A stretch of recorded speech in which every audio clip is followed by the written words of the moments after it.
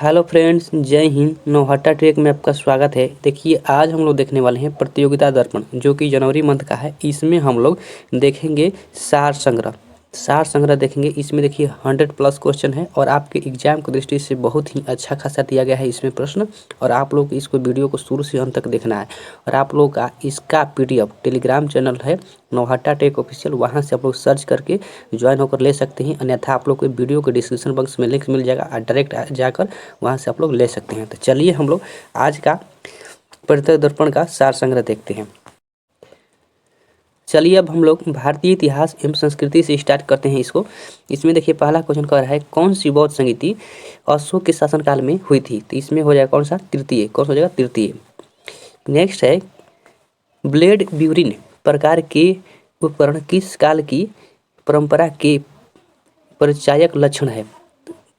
ऊंच पूरा पाषाण काल। कौन सा जगह? ऊंच पूरा पाषाण काल हो जाएगा। ठीक। ऋग्वेद के किस मंडल में चतुर्वर्ण की अवधारणा प्राप्त होती है? तो इसमें कौन सा जगह? 10वें मंडल। ऋग्वेद के किस मंडल में चतुर्वर्ण की अवधारणा प्राप्त होती है? कौन सा जगह? 10वें मंडल। नेक्स्ट है, किस शासक ने अपनी राजधानी दिल्ली से दौलताबाद परिवर्तन की थी? तो इसमें हो जाएगा MBT यानी मोहम्मद बिन तुगलक हो जाएगा। नेक्स्ट है कि हड़प्पा संस्कृति में नाट्यकला का सुप्रसिद्ध साक्ष्य कहाँ से प्राप्त होता है? तो इसमें हो जाएगा मोहनजोदड़ो से। कहाँ से हो जाएगा? मोहनजोदड़ो से। अगला है कि राजसूय के संबंध में अनुष्ठानों का वर्णन है। एक होता है देखिए अश्वमेध, एक होता है राजसूय यज्ञ। तो इसमें उसी को बारे में बात कर रहा है। तो ये हो जाएगा किसमें? तो यजुर्वेद में। राजसूय यज्ञ से संबंधित अनुष्ठानों का वर्णन मिलता है किसमें? यजुर्वेद में। अगला है कि हाथी गुफा का अभिलेख किस शासक के विषय में जानकारी का स्रोत है? इसमें कौन सा हो जाएगा? खारवेल। कौन सा हो जाएगा? कलिंग राजा खारवेल हो जाएगा। ठीक। इसका संबंध हो जाएगा किस राज्य से? तो उड़ीसा से। नेक्स्ट है कि मध्यकालीन भारत में दस्तर बंदान कौन कहलाते थे? मध्यकालीन भारत में दस्तार बंदान कौन कहलाते थे? तो उलेमा कहलाते थे। नेक्स्ट है कि दिल्ली सल्तनत में किससे मुस्तौफी ए मुमालिक का कार्य संबंधित था? तो ये हो जाएगा लेखा परीक्षण से। कौन हो जाएगा? लेखा परीक्षण से। अगला है कि फिरोज शाह तुगलक द्वारा दिल्ली की गद्दी पर राज्यारोहण के उपरांत समाप्त किए गए कृषि उपहार ये क्या कहलाते थे? तो ये हो जाएगा अबवाब कहलाते थे। नेक्स्ट है देखिए, अब हम लोग यहाँ से देखेंगे राष्ट्रीय स्वतंत्रता आंदोलन। अगला कह रहा है इसमें क्वेश्चन कि 1946 में गठित अंतरिम सरकार में मुस्लिम लीग के कितने सदस्य थे शामिल? तो इसमें हो जाएगा कितने? 5 सदस्य शामिल थे।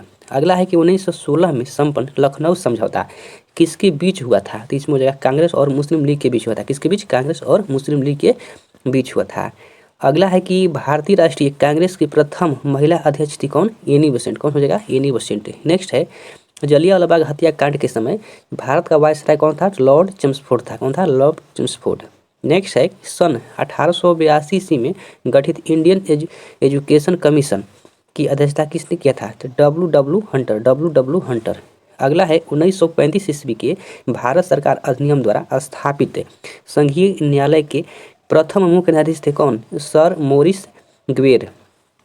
नेक्स्ट है कि सन 1882 में गठित हंटर कमीशन संबंधित था किससे? तो शिक्षा से। कौन हो जाएगा? शिक्षा से। अवध के देखिए नेक्स्ट क्वेश्चन कह रहा है कि अवध के अंग्रेजी राज्य में विलय के समय वहाँ का नवाब कौन था? वो अवध के। तो इसमें देखिए हो जाएगा वाजिद अली शाह। कौन सा हो जाएगा? वाजिद अली शाह। अगला है कि 1857 के विद्रोह के समय जगदीशपुर में सिपाहियों का नेतृत्व प्रदान किया था किसने? तो कुंवर सिंह द्वारा प्रदान किया गया था। ये अगला हम लोग प्रश्न देखते हैं। कह रहा है कि मानव के लिए एक धर्म, एक जाति तथा एक परमेश्वर का आह्वान किसने किया था? नारा दिया था। ये हो जाएंगे श्री नारायण गुरु ने। देखिए अब हम लोग देखेंगे भारतीय राज्य व्यवस्था एवं संविधान। अगला है कि संविधान सभा के उद्घाटन अधिवेशन की अध्यक्षता किसने की थी? तो इसमें हो जाएगा सच्चिदानंद सिन्हा। नेक्स्ट है नीति निर्देशक सिद्धांतों के अनुच्छेदों में से कौन अनुच्छेद अंतर्राष्ट्रीय शांति और सुरक्षा के संवर्धन से संबंधित हो जाएगा? तो अनुच्छेद 51। कौन सा हो जाएगा? 51। ऐसे सभी व्यक्ति जो डैश या उसके पश्चात भारत में जन्म ग्रहण किया हो उसे जन्मजात भारतीय नागरिकता समझा जाएगा। कब से? तो इसमें देखिए 26 जनवरी 1950 से ऐसे व्यक्ति हैं जो भारत में जन्म ग्रहण किए हो उन्हें जन्मजात भारतीय नागरिकता समझा जाएगा। अगला है कि 44वां संविधान संशोधन अधिनियम 1978 द्वारा किस मौलिक अधिकार को सामान्य वैधानिक अधिकार बना दिया गया है। कि संपत्ति का अधिकार, कौन सा हो जाएगा? संपत्ति का। अगला है कि भारत के संविधान का कौन सा अनुच्छेद प्रेस की स्वतंत्रता से संबंधित हो जाएगा? अनुच्छेद 19, कौन सा हो जाएगा? अनुच्छेद 19, बोलने की स्वतंत्रता हो जाएगा अनुच्छेद 19 के फर्स्ट। भारत देखिए संविधान का कौन सा अंश भारत के नागरिकों को आर्थिक न्याय प्रदान करने का संकेत करता है? तो राज्य के नीति निर्देशक तत्व।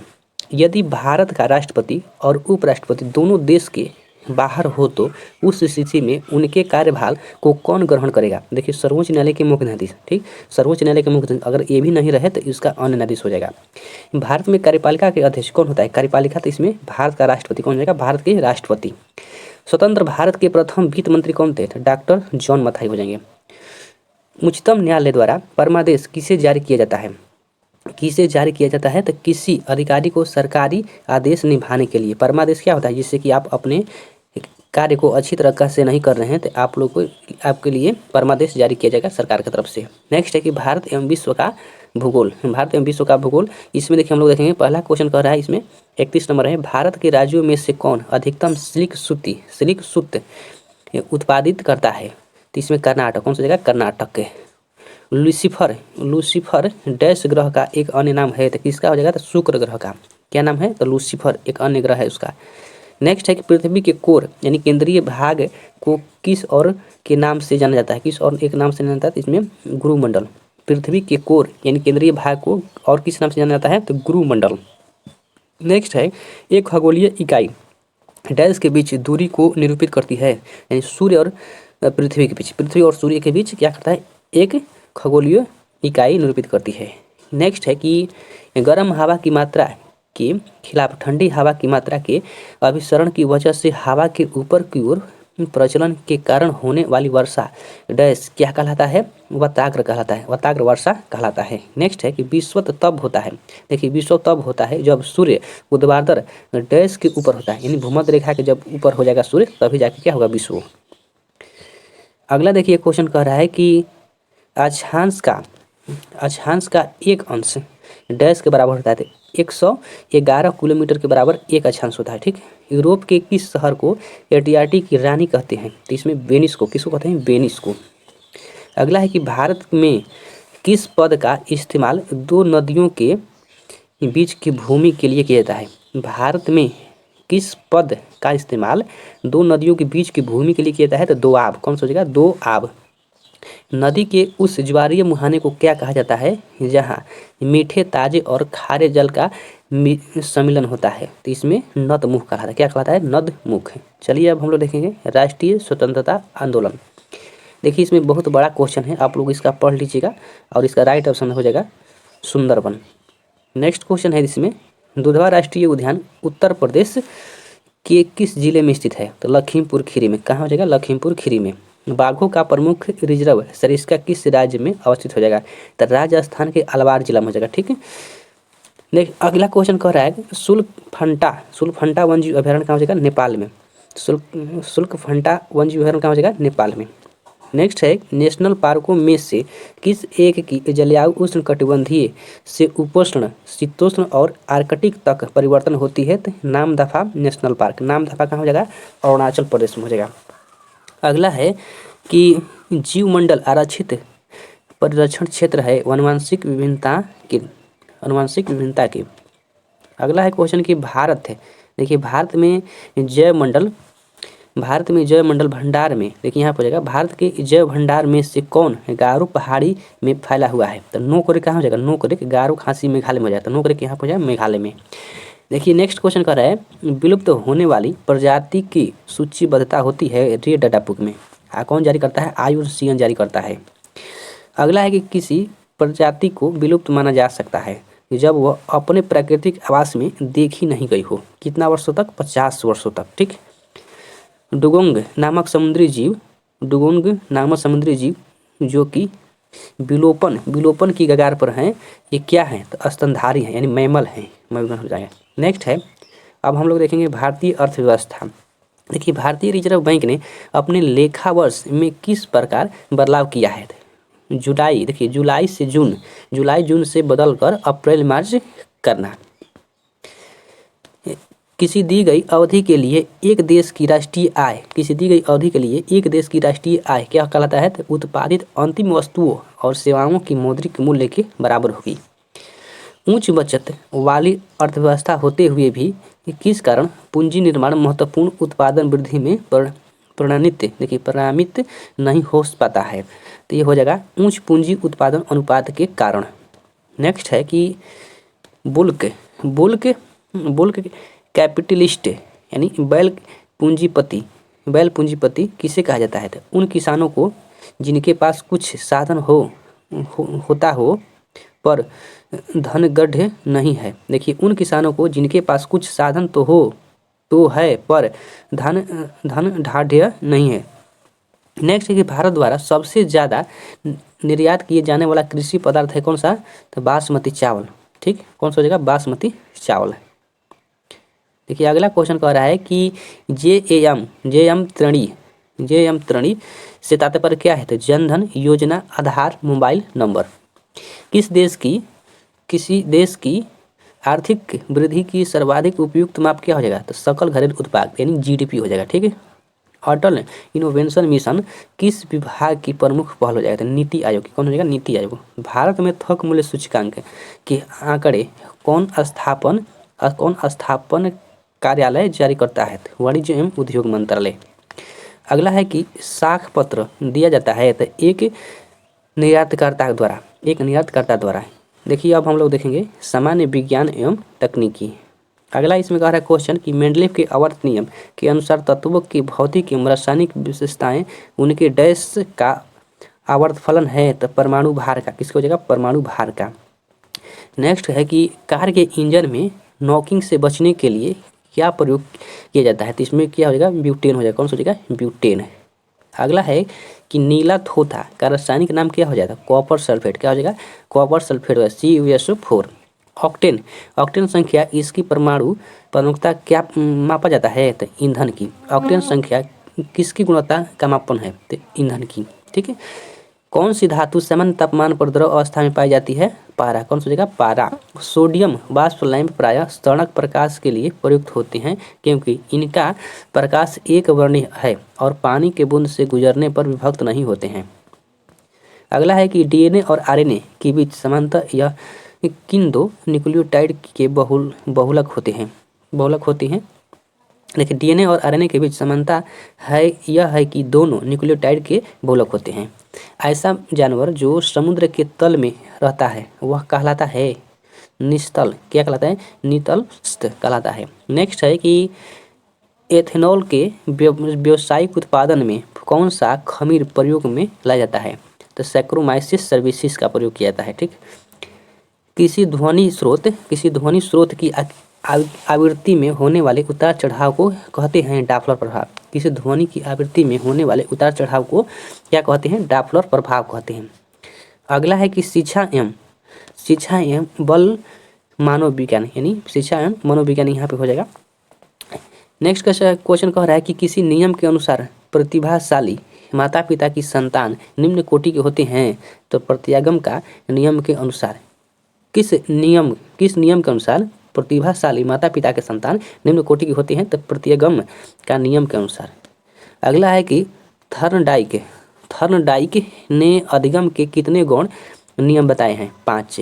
नेक्स्ट है कि अवस्था विशेष के आधार पर हमें किसी को बालक या युवा या वृद्धि करना चाहिए। यह कथन किसका है? तो प्रोबेल का है। किसका हो जाएगा? प्रोबेल का। नेक्स्ट है कि शिक्षक मनोविज्ञान के ज्ञान द्वारा बालकों को क्या कहते हैं? तो बुद्धि तथा रुचियों की जानकारी करके शिक्षा देते हैं और प्रकृति को जानकर शिक्षा देते हैं और आर्थिक स्थिति तथा पारिवारिक स्थिति की जानकारी लेकर शिक्षा देते हैं। ठीक है। नेक्स्ट है क्वेश्चन इसमें कि सामान्य आयु के बच्चों में आकृति, योग्यता, स्वभाव, रुचि और प्रवृत्ति और अन्य बातों में बहुत अंतर होता है। इस संदर्भ में विद्यालय की भूमिका है सुनिश्चित करना कि प्रत्येक बच्चों को अपनी क्षमताओं के अनुसार विकास के अवसर मिले।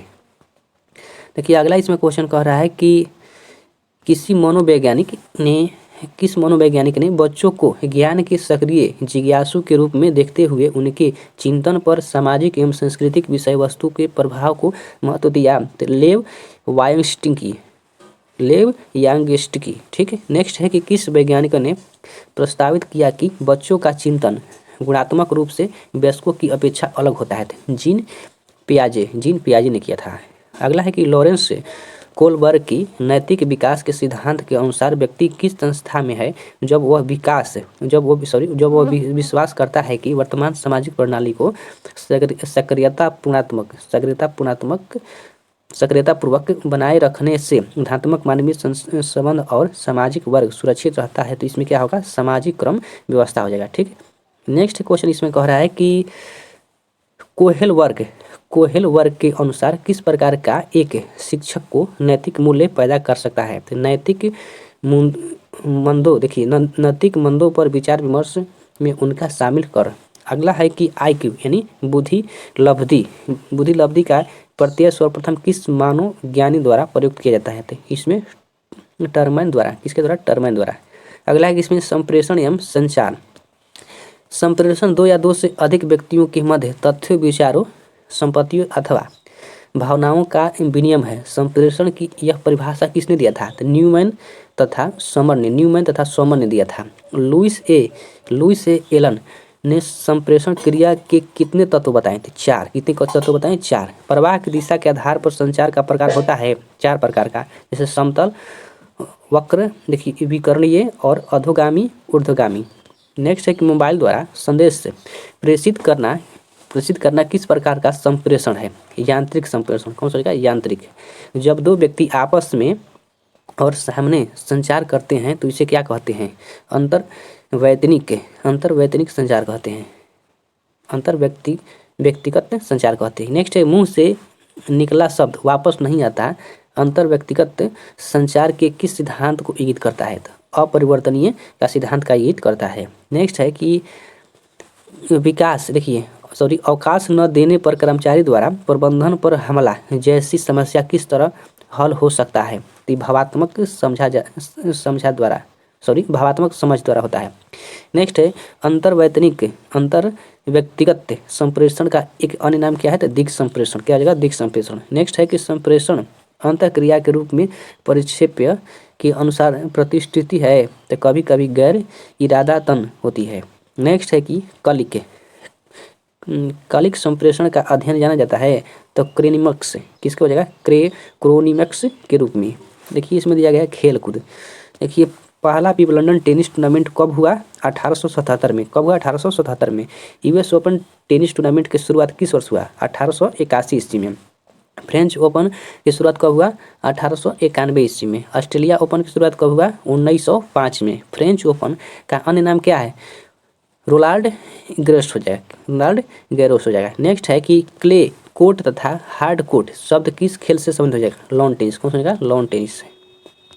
देखिए अगला इसमें क्वेश्चन कह रहा है कि US ओपन टेनिस टूर्नामेंट किस सतह यानी कोर्ट पर खेला जाता है? तो इसमें हार्ड। किस पर हो जाएगा? हार्ड। विंबलडन टेनिस टूर्नामेंट किस कोर्ट पर खेला जाता है? ग्रास। फ्रेंच टेनिस टूर्नामेंट किस कोर्ट पर खेला जाता है? क्ले पर। ऑस्ट्रेलिया ओपन टेनिस टूर्नामेंट किस कोर्ट पर खेला जाता है? हार्ड पर। चलिए अब दिया गया है कृषि। देखिए उस कृषि को क्या कहा जाता है जिसमें कृषि और पशुपालन दोनों ही साथ साथ किए जाते हैं? तो मिश्रित कृषि। कौन होगा? मिश्रित। गेहूं का काला टिक्का रोग यानी ब्लैक टिक डिजीज किसके कारण होता है? तो फफूंदी कारण। कौन होगा? फफूंदी। मटर में मांस रोग का क्या कारण है? तो मैग्नीज की कमी हो जाएगा। दलहन फसलों में कौन रंग द्रव्य नाइट्रोजन स्थिरीकरण में सहायक होता है? तो हेमोग्लोबिन। कौन सा हो जाए? हेमोग्लोबिन दिया है यहाँ पर। देखिए बोनी किस किस्म की प्रजाति है? टमाटर। बोनी। अगला है कि धान का प्रसिद्ध खैरा रोग का क्या कारण है? जस्ते की कारण। रजत क्रांति का संबंध अंडा से हो जाएगा। भूरी क्रांति उर्वरक से हो जाएगा। अब भारतीय कृषि अनुसंधान संस्थान की स्थापना कब किया गया? 1905 में किया गया। पोमोलॉजी किसका अध्ययन में? फलों का। अब देखिए दिया गया है कंप्यूटर ज्ञान। MS वर्ड में फॉन्ट साइज बढ़ाने के लिए प्रयुक्त होने वाली शॉर्टकट क्या हो जाएगा? तो Ctrl+ हो जाएगा। माइक्रोसॉफ्ट वर्ड फाइल में क्लिपबोर्ड की सामग्री को पेस्ट करने के लिए किस बोर्ड या शॉर्टकट का प्रयोग किया जाता है? तो इसमें Ctrl+V यानी पेस्ट हो जाएगा। नेक्स्ट है साइबर लॉ में DOS का पूरा नाम क्या है? फुल फॉर्म से पूछ रहा है तो डायनियल ऑफ सर्विस हो जाएगा। नेक्स्ट है कि वह मेमोरी यूनिट जो CPU से सीधे संपर्क करता है क्या कहलाता है? Auxiliary memory. नेक्स्ट है कि अप्रार्थनीय संदेश प्रणाली, ये बाउच मैसेजिंग सिस्टम का दुरुपयोग करना कहलाता है स्पैम। क्या कहलाता है? स्पैम। पहले से ऑन कंप्यूटर को रीस्टार्ट करने को क्या कहते हैं? वार्म बूटिंग कहते हैं। ठीक। नेक्स्ट है कि मॉड्यूलेटर डीमॉड्यूलेटर का सामान्य नाम क्या हो जाएगा? मोडेम। अगला है कि ODBC का पूरा नाम क्या हो जाएगा? Open database connectivity. नेक्स्ट है कि TFTP का पूरा नाम क्या हो जाएगा? Traveller file transfer protocol. देखिए अगला यहाँ पे क्वेश्चन दिया गया है 21 नंबर में, कह रहे कश्मीर की महिला संत लल्ला योगेश्वरी किस पंथ की अनुयायी थी? द कश्मीरी 100। कौन सा जगह? कश्मीरी 100। नेक्स्ट है, देखिए अगला क्वेश्चन दिया गया है कि इसमें सुप्रसिद्ध चित्र वनीथनी किस शैली से हो जाएगा? तो किशनगढ़ शैली से हो जाएगा। नेक्स्ट है कि हुसरी और बिहुना किस प्रदेश के नृत्य है? तो पश्चिम बंगाल का हो जाएगा। एलिफेंटा की गुफाएं किस हिंदू देवता को समर्पित है? तो शिव को। उस स्थान का क्या नाम है जहाँ गीतकार श्री त्यागराज के सम्मान में नियमित रूप से त्यागराज आराधना त्योहार मनाया जाता है? तंजौर। कौन सा? तंजौर। नेक्स्ट है कि हिंदी के पश्चात भारत की दूसरी सर्वाधिक बोले जाने वाली भाषा बांग्ला। कौन सा हो जाएगा? बांग्ला। नेक्स्ट है बैसाखी का त्योहार सिख धर्म की किस घटना को याद करने के लिए मनाया जाता है? किस घटना को? तो इसमें खालसा पंथ की स्थापना की घटना को। नेक्स्ट है कि महाबलीपुरम में पल्लव शैली के 5M चटनी रथ मंदिरों में से सबसे बड़ा किसका हो जाएगा? तो धर्मराज। कौन सा हो जाएगा? धर्मराज। अगला है कि अर्थशास्त्र के नोबेल पुरस्कार से सम्मानित होने वाली प्रथम महिला कौन थी? एलिनर ओरस्टम। कौन हो जाएगा? एलिनर ओरस्टम। नेक्स्ट है कि केरल के विशु नामक त्यौहार किस महीने में मनाया जाता है? तो इसमें हो जाएगा केरल के विशु नामक त्यौहार अप्रैल माह में मनाया जाता है। देखिए आप लोग का ये खत्म हो गया आज का आप लोग का सार संग्रह, जो कि परीक्षा दर्पण का। आप लोग इसका PDF लेना चाहते हैं तो आप लोग PDF मिल जाएगा। नौहाटा टेलीग्राम ऑफिशियल सर्च करके वहाँ से आप लोग इसका PDF ले सकते हैं। तो चलिए मिलते हैं नेक्स्ट वीडियो में, तब तक इतना ही। जय हिंद।